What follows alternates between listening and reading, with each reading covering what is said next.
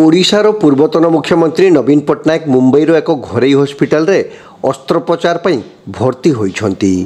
तांको आशु आरोग्य कामना करी सारा राज्य में पूजा अर्चना करा जाउछि। एही परिप्रेक्षी में बालेश्वर पौरपालिका अंतर्गत 24 नंबर वार्ड रे महिला माने 108 दीप प्रज्वलन करथिले।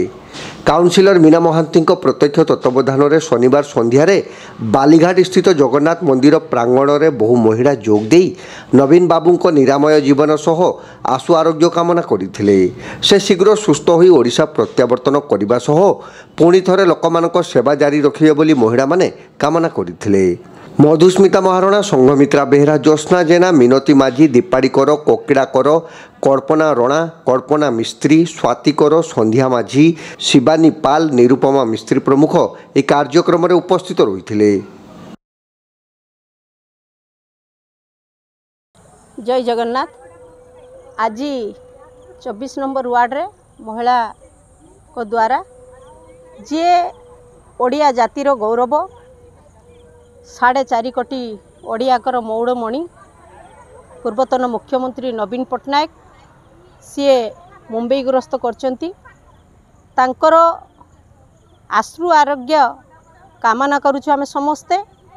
से यथाशीघ्र सुस्थ होई पुणी फेरंतु।